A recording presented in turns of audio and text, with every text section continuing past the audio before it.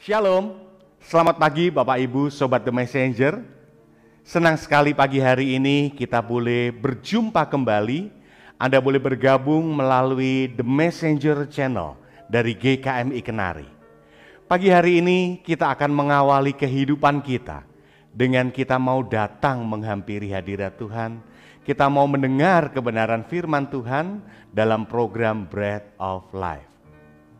Renungan pagi yang boleh hadir di setiap hari Senin sampai dengan hari Kamis untuk Sobat The Messenger semuanya. Nah, Sobat The Messenger, apabila Anda diberkati melalui program-program kami, Anda bisa memberikan persembahan kasih Anda melalui rekening yang ada di layar Anda semuanya. Nah, kiranya apa yang kami berikan melalui kebenaran firman Tuhan, melalui program-program dari The Messenger ini boleh menjadi berkat untuk Anda semuanya. Selamat menikmati hari yang baru, selamat menikmati kebenaran firman Tuhan. Tuhan Yesus memberkati.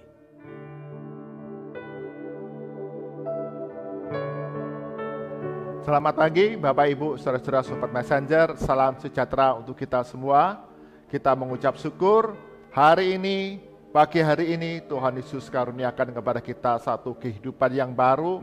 Dan dengan segala anugerah Tuhan, kita dapat melakukan banyak perkara di sepanjang hari ini. Bersama-sama di dalam Bread of Life, kita mengawali hari kita dengan belajar kebenaran firman Tuhan, ya Roh Kudus, yang pimpin hidup kita menjadi pelaku firman Tuhan yang setia. Mari kita berdoa terlebih dahulu. Bapa di surga, sungguh kami mengucap syukur Kau Allah yang senantiasa pelihara kehidupan kami, yang tidak pernah mengabaikan kami, yang selalu tuntun hidup kami, menjaga keluar masuk kami hari demi hari. Mengucap syukur pagi hari ini, kami memasuki hari yang baru.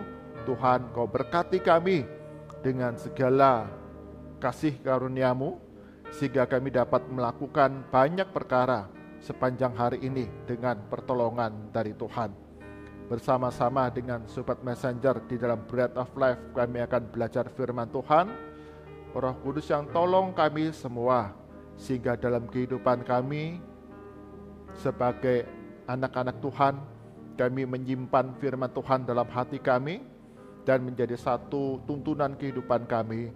Hari demi hari kami didapati sebagai pelaku firman Tuhan yang setia. Di dalam nama Tuhan Yesus kami berdoa. Amin.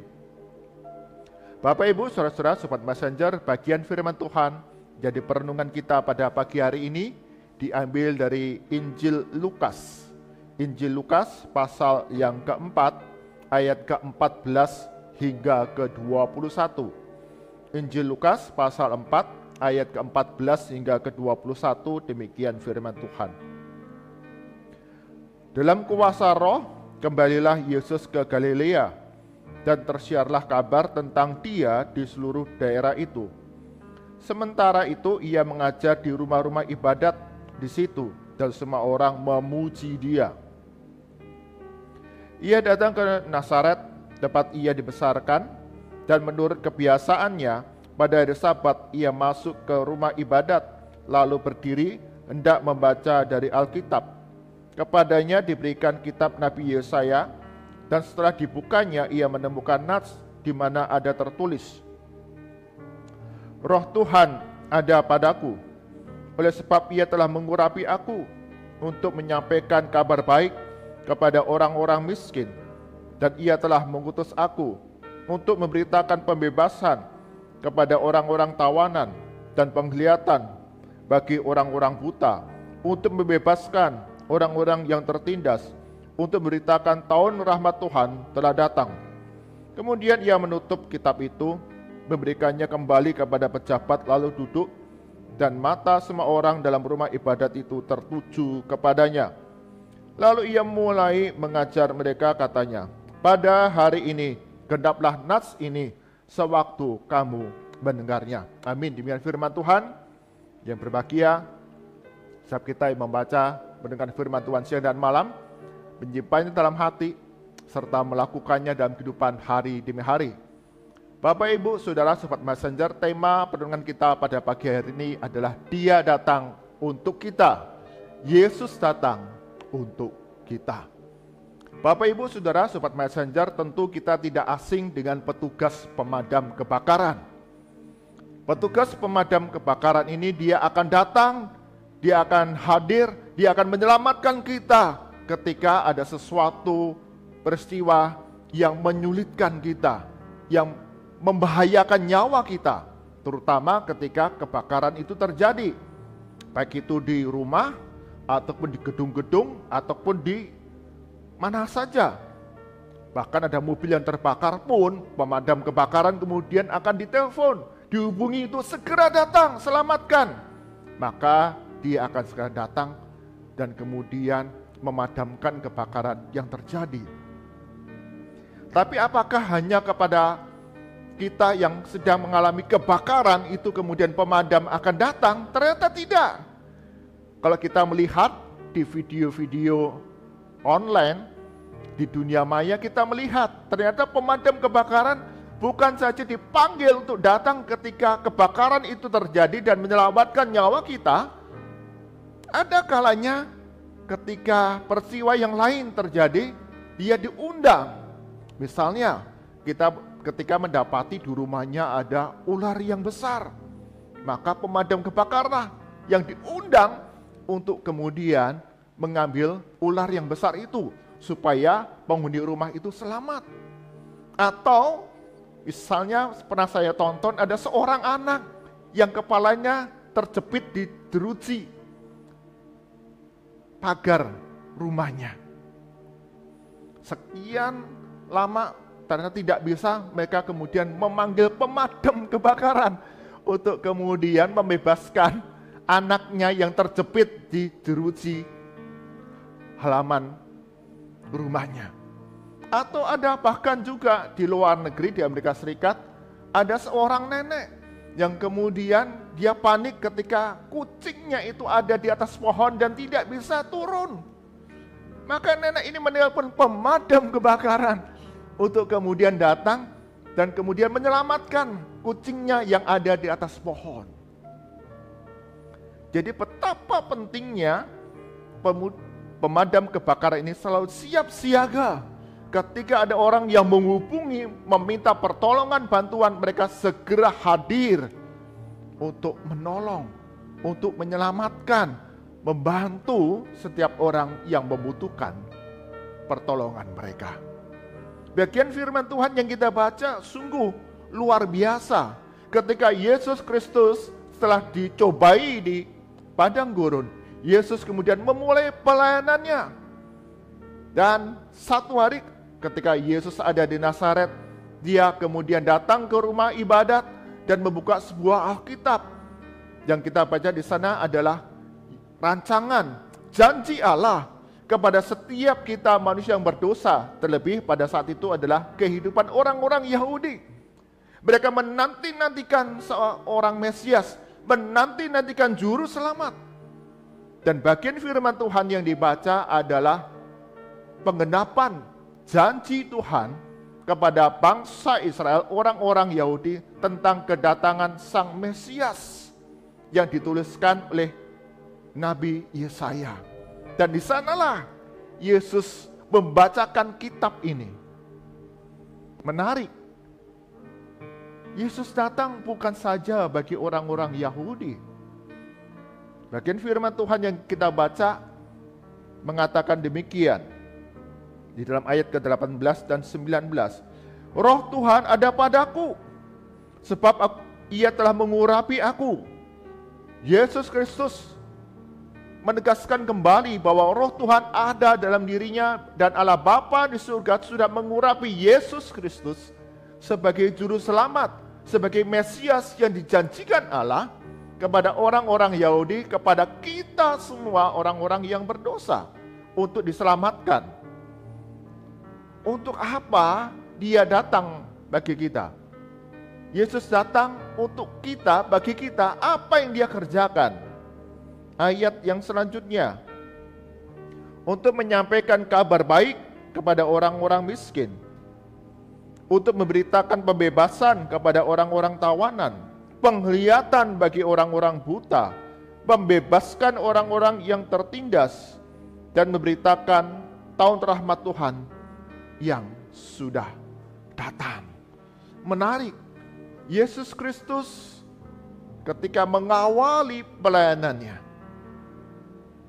di tengah-tengah dunia ini, Yesus menyatakan bahwa akulah orang yang sudah diurapi oleh Allah.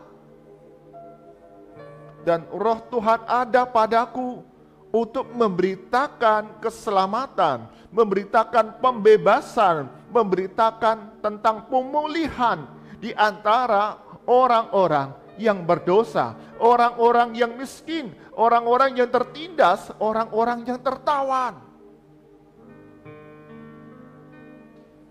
Ya, Yesus datang bagi kita untuk memberikan anugerah demi anugerahnya dalam kehidupan kita. Mengucap syukur bagi setiap kita, orang-orang percaya kepada Yesus Kristus sebagai Tuhan dan Juru Selamat. Kita percaya Yesus Kristus menganugerahkan pengampunan dosa bagi kita yang percaya kepadanya, kehidupan yang kekal di surga kelak ketika kita mengakhiri hidup dalam dunia ini. Dan bukan itu saja, dikatakan di sana Tuhan Yesus akan memberikan pemulihan demi pemulihan bagi kita yang hidup di tengah dunia ini. Kita menyadari, Bapak Ibu, saudara-saudara Sobat Messenger, dalam hidup yang kita jalani tentu ada banyak tekanan, ada banyak penderitaan, ada sakit penyakit, ada kebimbangan, ada keraguan-raguan, bahkan di tengah ancaman tekanan dari pihak-pihak sesama. Tuhan Yesus menjanjikan kepada kita, Dia datang bagi kita untuk memberikan kekuatan, pertolongan,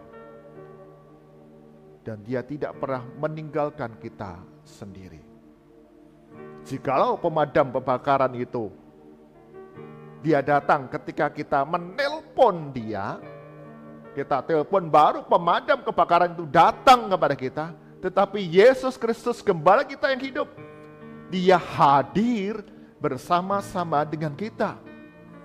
Setiap kita yang percaya kepada Yesus Kristus dikatakan ada roh Tuhan di dalam diri kita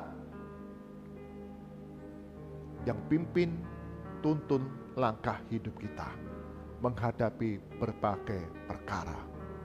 Maka Paulus berani mengatakan bahwa di dalam segala perkara aku sanggup menghadapinya karena kekuatan Tuhan yang menolong, kekuatan Tuhan yang memberikan pemulihan, kekuatan Tuhan yang memberikan bantuan, kebaikan hari demi hari. Segala perkara dapat kutanggung di dalam Dia, di dalam Yesus Kristus memberikan kekuatan kepadaku. Yesus datang bagi kita dan Dia sertai kita hari demi hari. Di tahun yang baru 2023, kita melihat janji Tuhan yang digenapi dalam Yesus Kristus, yang kita percayai sebagai Tuhan dan Juru Selamat. Dan Yesus selalu berjalan bersama dengan kita menghadapi berbagai perkara. Kita melihat bagaimana kehidupan Paulus dalam pelayanan yang dia kerjakan, dia lakukan. Ada ancaman, ada bahaya, bahkan nyawa pertaruhannya ketika dipatuk oleh ular berbisa,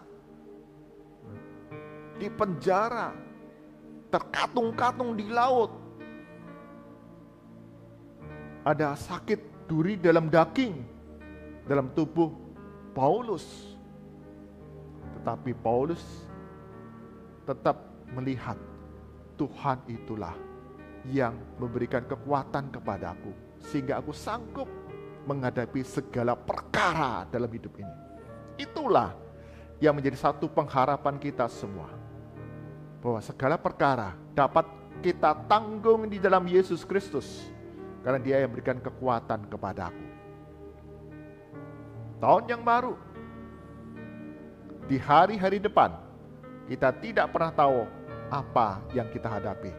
Tapi Yesus berjanji bagi kita, Dia datang bagi kita untuk memberikan pemulihan, keselamatan, kebaikan, serta kebebasan. Amin. Mari kita berdoa. Tuhan Yesus, kami mengucap syukur bahwa firman Tuhan yang kami baca, kami renungkan pada awal pelayanan Tuhan Yesus. Engkau menyatakan diri, rancangan-Mu bagi kehidupan kami manusia yang berdosa. Yesus datang bagi kami untuk menyelamatkan kami manusia yang berdosa dari kebinasaan. Bahkan ada pemulihan, pembebasan, kebaikan yang dikaruniakan kepada kami, sehingga kami dapat berkata, segala perkara dapat kutanggung dalam Yesus Kristus yang memberikan kekuatan kepada kami semua. Mengucap syukur, kami diteguhkan untuk menjalani hari-hari kami di tahun yang baru ini dengan pertolongan dari Tuhan. Kami serahkan segala aktivitas kami sepanjang hari ini, baik di dalam studi kami, pekerjaan kami, usaha kami, bahkan aktivitas kami di tengah keluarga, lingkungan di mana kami ditempatkan, bahkan pelayanan kami di gereja. Sungguh Tuhan akan membuatnya berhasil menjadi berkat bagi setiap orang yang ada di sekitar kehidupan kami. Cukupkan segala kebutuhan kami, bagi kami yang sakit, yang lemah tubuh, dalam nama Tuhan Yesus. Kau sembuhkan, Kau pulihkan kami. Bagi kami yang berduka, bagi kami yang kesepian, bagi kami yang ada dalam keraguan-raguan, Tuhan Yesus berikan hikmat penghiburan kepada kami. Bagi kami yang berbeban berat, bergumulan dalam kehidupan yang menyesakkan hati kami, bahkan yang melukai hati kami, Tuhan sembuhkan kami, pulihkan kami, dan anugerahkan kekuatan untuk kami dapat menanggungnya di dalam Yesus Kristus. Kami berdoa, ya Tuhan, untuk gereja-gereja-Mu. Berkati segenap hamba Tuhan, penatua, diaken, dalam mengelola setiap sumber daya yang ada, menggembalakan, melayani setiap jemaat Tuhan, terus mengalami pertumbuhan kedewasaan iman di dalam Yesus Kristus, sehingga dalam berbagai perkara kehidupan yang dijalani tetap memegang janji Tuhan. Yesus datang bagi kami untuk memberikan anugerahnya yang besar bagi setiap kami. Tuhan cukupkan segala kebutuhan program pelayanan di gereja-gereja Tuhan yang ada melalui kerelaan hati setiap anak-anak Tuhan dalam mendukung berbagai rupa-rupa pelayanan di gereja-gereja Tuhan. Berkati setiap jemaat-Mu dengan sukacita boleh terlibat sebagai satu anggota tubuh Kristus, saling melayani, saling mengasihi satu dengan yang lain, sehingga mendatangkan pertumbuhan ke arah Kristus di dalam setiap jemaat di mana kami ditempatkan di dalam gereja-gereja Tuhan. Berdoa untuk Kota Kudus, untuk daerah-daerah di mana kami tinggal. Tuhan Yesus, Engkau yang peliharakan kami, lindungi kami dari segala kecelakaan mara bahaya. Sungguh Engkau berkati negara kami Indonesia ini, tempat di mana kami tinggal, tempat di mana kami dibesarkan, bahkan tempat di mana kami mengakhiri hidup kami. Sungguh Tuhan yang berbelas kasihan, datangkan kedamaian, kesejahteraan, keamanan di dalam negara kami Indonesia. Berkati pemerintah yang ada dalam segala kebijakan yang diambil, mendatangkan kesejahteraan di tengah masyarakat. Mari arahkan hati kita kepada Tuhan dan kita terima berkat dari Tuhan. Kasih karunia, hikmat, sukacita, damai sejahtera, dan penyertaan dari Allah Bapa, Putra, dan Roh Kudus senantiasa ada dalam kehidupan kita berlimpah-limpah, bertumbuh menjadi anak-anak Tuhan yang setia menjalani kehidupan ini dalam segala perkara. Tetap percaya Tuhan Yesus yang pimpin pelihara kehidupan kami dari sekarang sampai selama-lamanya. Amin. Bapak, Ibu, saudara-saudara, sobat messenger, inilah penggenapan janji Tuhan bagi setiap kita manusia yang berdosa. Yesus datang bagi kita, menganugerahkan keselamatan, pengampunan dosa, pemulihan, pembebasan, bahkan penghiburan kekuatan kepada kita dalam menghadapi berbagai perkara hari demi hari di dalam sepanjang kehidupan kita di tengah dunia. Tuhan Yesus berkati kita semua. Amin.